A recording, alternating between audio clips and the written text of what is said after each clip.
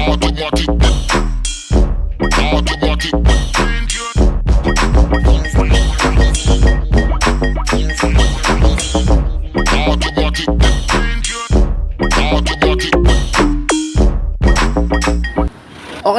isang mapagpalang araw ulit sa atin mga boss at welcome ulit sa ating maliit na channel.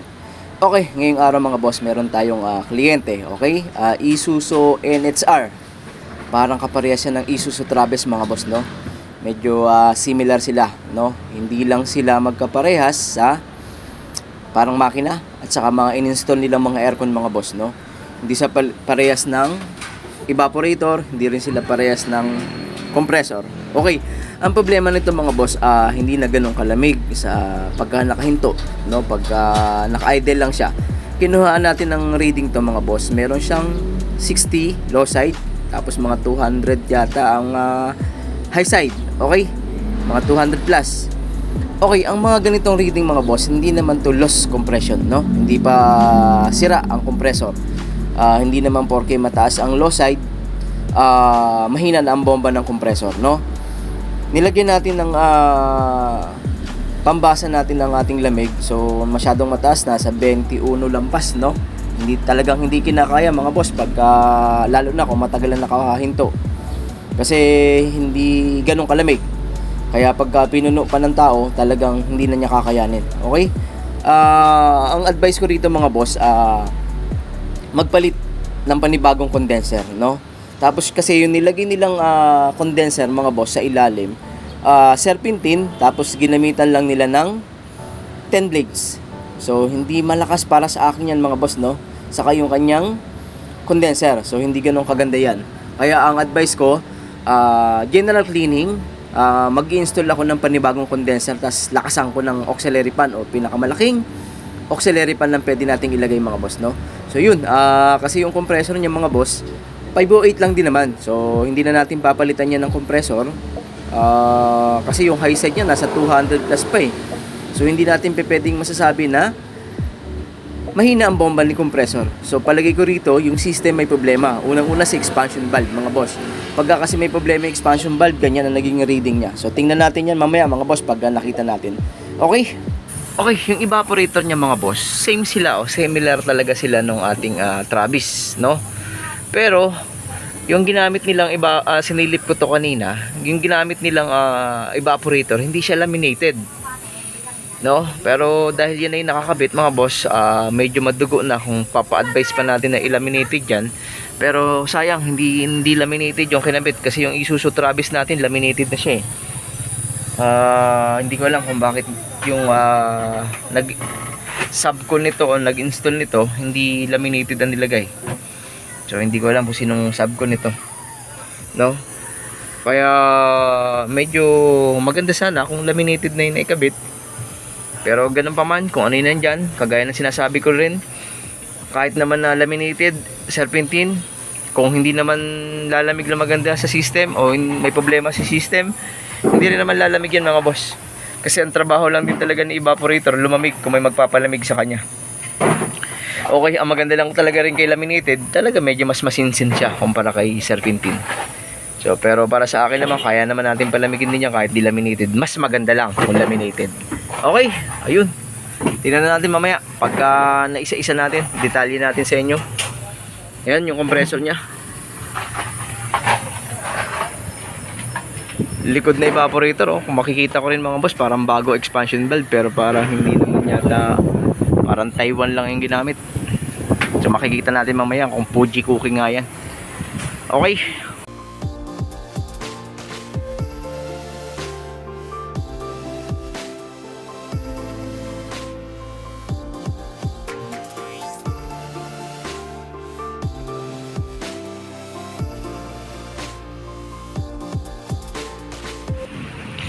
Ayan mga boss yung kanyang expansion valve, no? Medyo hindi tayo boto o kaya hindi tayo sang-ayon sa kinabit nilang valve. Napaka replacement. Ibig sabihin, ako nagkakabit ako ng mga ganitong kababang valve pagka single unit lang. Pero pag dual unit na, hindi na ako nagkakabit ng ganito. Parehas lang siya mga boss, oh. Ayan, oh. Tingnan nyo, pansinin nyo. Kapapalit niyan, mga bagong palit. Dumi, parang hindi nga madumi eh, oh. Malinis eh. Parang bagong gawa nga talaga. Pero hindi ganun kalamig dahil nga may problema. Yo, tingnan natin yung version ni RCS Care Cararcon kung paano natin siya at least man lang mga boss yung ating lamig. Makakuha man lang tayo ng mga 10, 12 degree, 10 degree Celsius. Para kahit tanghali medyo lumaban siya, no? Kahit na mag 14, 13 siya, di malamig pa rin naman yun. Ito kanina 21 eh, 21. So hindi siya talaga lalaban. Mga 17 pwede pa eh. Pero kung mga 20, 21, babaran sa traffic, hindi ko makakaya. At magiging tulong yan mga boss sa atin, itong ating laminated na condenser. Yan ang magkakaroon ng magandang trabaho sa atin. Tapos sabayan natin yung malalakas na pan. Yan. Dalawang ganyan ang titira natin. Para makabuo tayo ng isang medyo mas magandang aircon. Okay?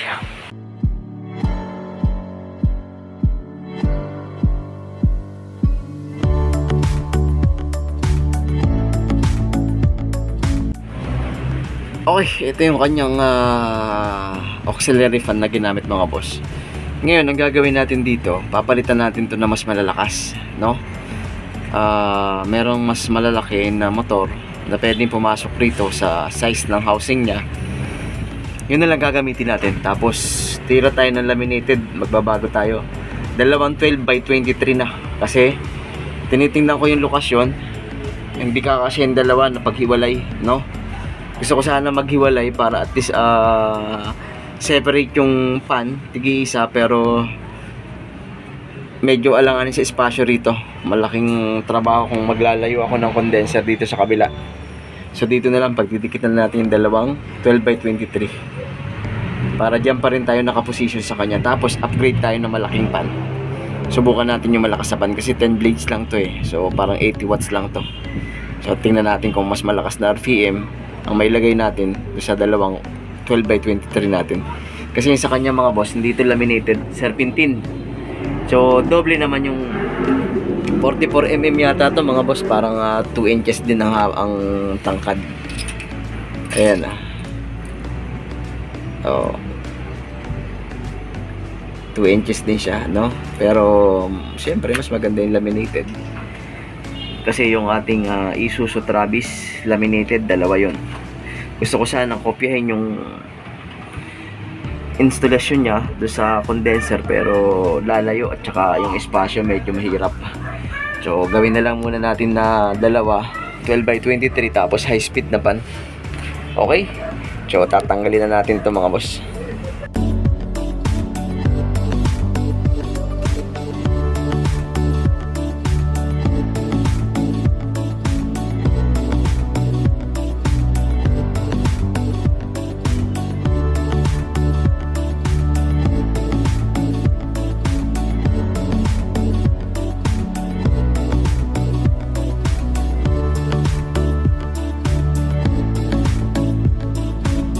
Dito. Ito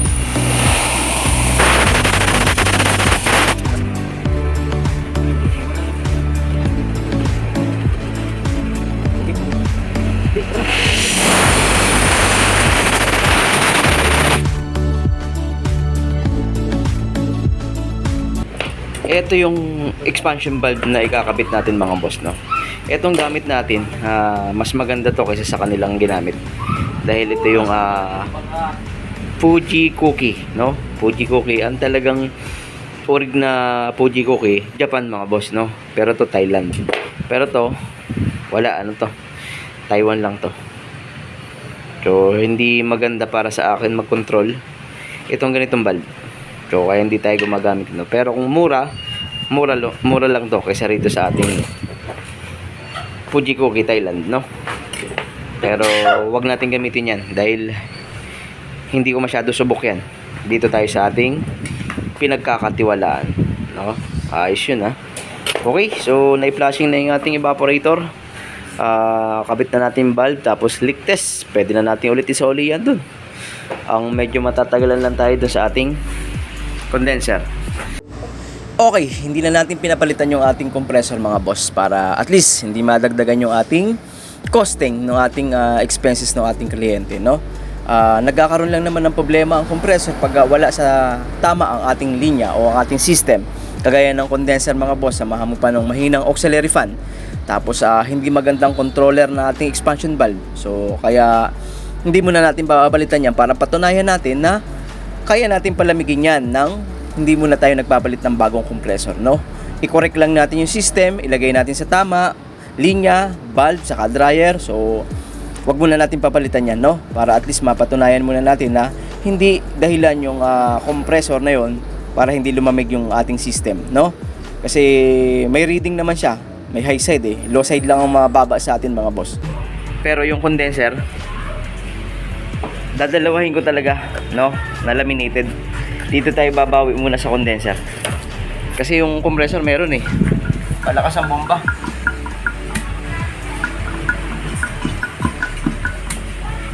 Okay. So, hindi muna natin papapalitan. Ang ayusin ko muna yung linya niya. Saka dun sa valve pa lang kasi sablay na yun So, titingnan natin mamaya kung good pa yung compressor natin. Sayang naman kung hindi sira, wag natin palitan. Okay. Okay, mga boss, marami natin na pagpilian, pero dito tayo bumagsak sa pinakang nagustuhan ko, no? Itong pinakamalakas ng high speed ng Starex to Grand, mga boss, yung pinakamalaki nila, no? Yan yung aking nagustuhan. Tapos 14 by 23, tama, yung ating condenser. Tapos dalawa, yun, no? So titingnan natin ngayon niya kung gaano siya kaganda, kung ganyang version ng ating gagamitin kisa rito. Kasi yung sa kanya mga boss, eto yan ang hindi ko sa kanya gusto ay hindi siya laminated, syempre, pero makapal yan, 44. So halos dalawa ng ating condenser din na laminated, pero yung panyang hindi ganun kalalakas niyan. Kaya tatapatan natin yung ating laminated ng ganyang kalakas, ganyang kalaki, no? Che-check ko rin yung loob niyan kasi hindi yan brand new mga boss, no? Pero che-check upin kung sariwa yan, nakuha natin yan galing Korea talaga sa mga parating ng ating mga supplier. Check upin ko na lang yung loob para sigurado ako na tatagal at kung ano yung makikita ko sa loob ng motor. So wala naman problema kahit buksan ko yan, kabisado ko naman yung pagbalik niyan. Okay. Okay. Babrakitan natin siya mga boss na medyo maganda kasi ang position nito naka tayo. Okay? Kaya gumagawa tayo ng bracket na medyo mas magaganda at matibay, no? Pipinturahan na lang natin to kasi ang position nito mga boss nakatayo ganito. Yan. Ganyan ang position niyan dun, no? Kaya kailangan maganda ang bracket natin, pero sulit tumpa natin mga boss. Bagyo. Okay, so yun na. Meron na akong dalawang bracket at tatlo. Isa na lang yung kailangan natin mga boss.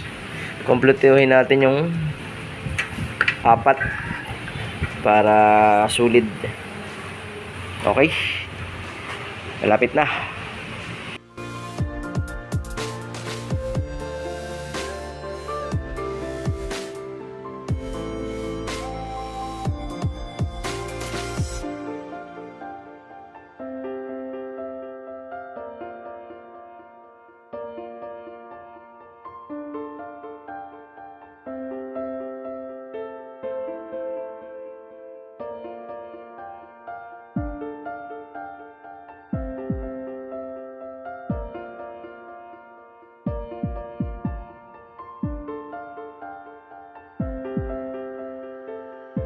Okay mga boss, bubuksan ko muna tong kanyang auxiliary fan.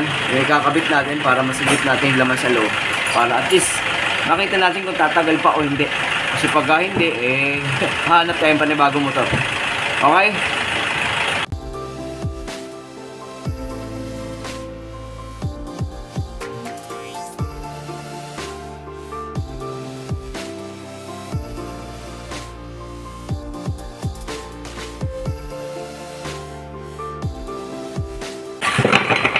Okay. Okay, very good pa mga boss. Mahabang mahaba pa siya.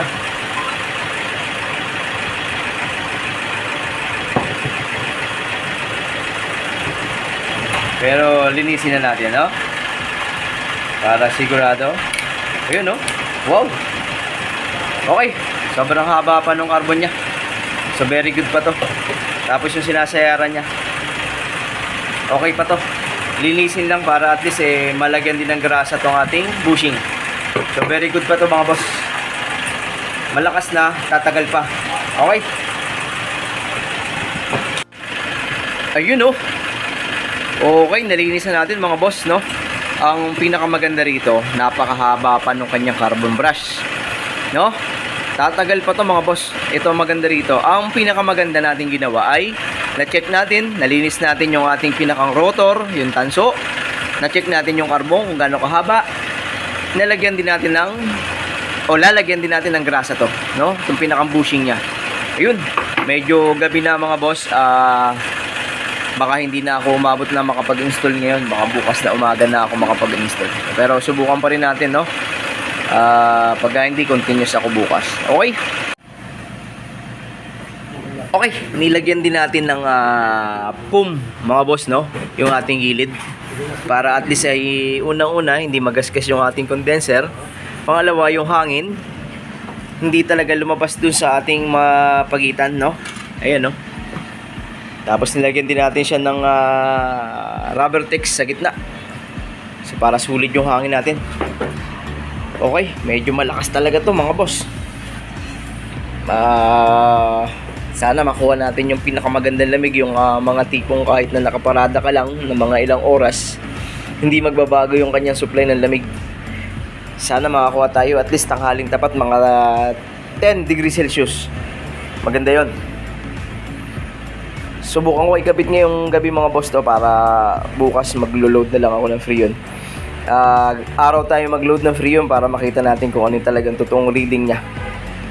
Okay.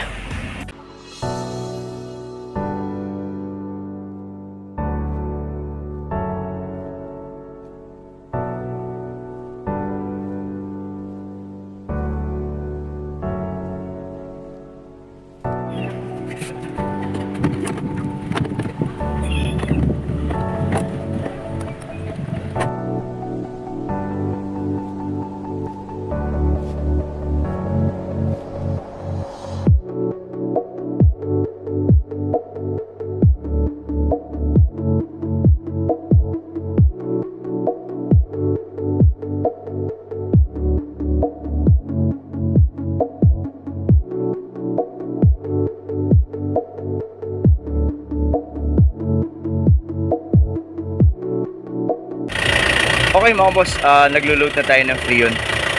Meron na tayong 40 PSI mababa, tapos 175 high side. So mas maganda ngayon mga boss kumpara dun sa unang check up natin, no? Kasi yung unang ginawa natin para mga 60 low side, tapos yung high side niya mga 200 eh. So hindi ako nagpalit ng compressor mga boss, yan pa rin yung compressor natin. So, tingnan natin kung gaganda pa to pagka na-fully charge na natin ng Freon. Kulang pa ako ng Freon. So fully load lang natin, tapos obserbahan ko lang. Okay, pakita ko na sa inyo kung saan naka-install yung condenser mga boss. Okay mga boss, ayan yung ating condenser, no? Ayan yung ating fan. Okay, malakas.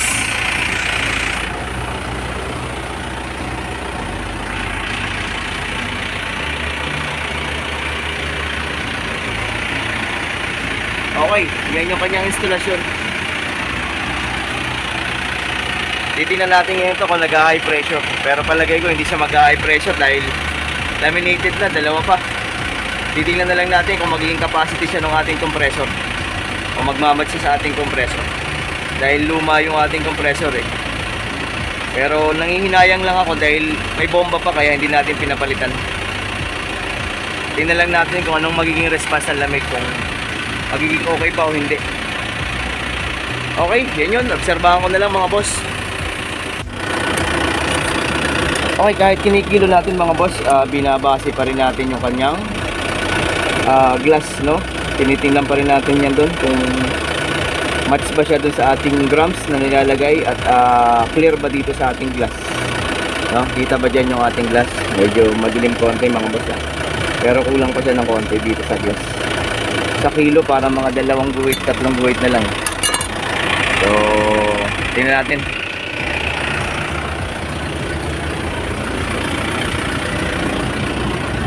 Okay, medyo maganda ng reading mga boss, 35. Tapos nasa 180, hindi, mga 180. Wala pang 180, no? Tapos, ano nang lamig dyan, boss? 15. Okay, meron na siyang 15. So, dating sa kanya, 21. So, ngayon, nakakuha na tayo ng 15, pero hindi pa tayo puno ng freon. So, observation lang muna natin yan. Tingnan natin kung hanggang saan pa siya magbibigay ng lamig at hanggang saan pa yung tamang reading. Pero good na sa akin yung 35. Bago mag 200 pwede na yan, pero konti pa. Obserbahan na lang muna natin mga boss, saglit lang to. Okay mga boss, ito yung sinasabi natin na magte-testing tayo ng aircon ng mainit, no? Ibig sabihin, ako wala akong bubong, no? Napakataas ng sikat ng araw, alas 10, tutok na tutok, sobrang init. Ito yung sinasabi ko na dapat yung aircon lalaban, no? Iba yung nakabubong ka na gumagawa, iba yung nasa loob ka ng oven o kung ano man yung pagawaan. Ito, literal, mainit ang salamin, hindi nakatent ng medium o kaya dark. Okay, ito yung pinakatotoong laban ng aircon natin mga boss, no? Ngayon, okay, ano ba reading? Okay, nakakuha tayo ng 35 PSI. Tapos yung ating lamig, meron akong 17 mga boss. Okay, mga ganun, mga 17. Naglalaro siya 15, nag-automatic kasi. So para sa akin itong ganito kabilad, malamig, hindi ka papawisan sa loob, tirik ang araw, nakahinto, okay to. Ibig sabihin laban to. Hindi naman pwedeng isang oras kang hindi gagalaw. Pero to nakasigurong mga lampas na tayo ng nag-start tayo mga alas 8 eh. So mga mag-iisang oras na rin na nakaparada to na nandito lang sa ating paradahan. So, sobrang init sa labas mga boss. Pero yung sinasabi ko na lumalaban ng aircon na pag nakaparada ka ng ganyan at nag-automatic. So ibig sabihin, namimit ni thermostat yung lamig na gusto niya. Although ito hindi na orig na thermostat na ang setting. Minsan kasi ang setting mga boss, kung nagsisetting yung iba, bago siya mag-automatic, kung nakalagay sa 10 degrees Celsius, hanggat hindi namimit o hindi ka nakakaabot ng 10 degrees Celsius, hindi mag-automatic yan. Pero manual na yung ating thermostat, pwede natin pihitin lang, iset lang na mas mababa. Okay, pero ngayon mga nasa 15. Excuse me po. Excuse me po. Hindi po yung coronavirus. Si Mike Enriquez lang. Okay, nasa 15 degrees Celsius, bumababa pa mga boss. Okay to, laban na to. Pagka halimbawang umarga pa to, lumarga na, tumakbo na, good na to. Kaya maganda yung naging impact ng ating condenser mga boss. Ayun mga boss, okay na to, laban na to. Matutuwa na si sister nito. At ayun, okay, maraming salamat ulit sa inyo mga boss. At baka pwede ulit makahingi ng suporta mga boss sa ating YouTube channel. At salamat mga boss sa ating mga naging followers o sa ating mga subscribers, no? Salamat lang marami sa inyo mga boss. Pagpalain kayo ng Panginoon sa pagtulong sa maliliit nating mga shop at sa mga nagbablog, no? So salamat sa inyo at yun, mabuhay kayo. God bless mga boss Salamat sa inyo. Ayun, maraming salamat mga boss. Paki-like and share, subscribe, paki-hit na rin yung notification bell natin mga boss at yung ating FB page, saka yung ating FB RCS Care Car Aircon lang din mga boss. Kung gusto nyo kaming kausapin na mas mabilis, pwede nyo kaming tawagan doon o kaya i-message. Okay? Maraming salamat sa inyo at God bless sa ating lahat. Thank you.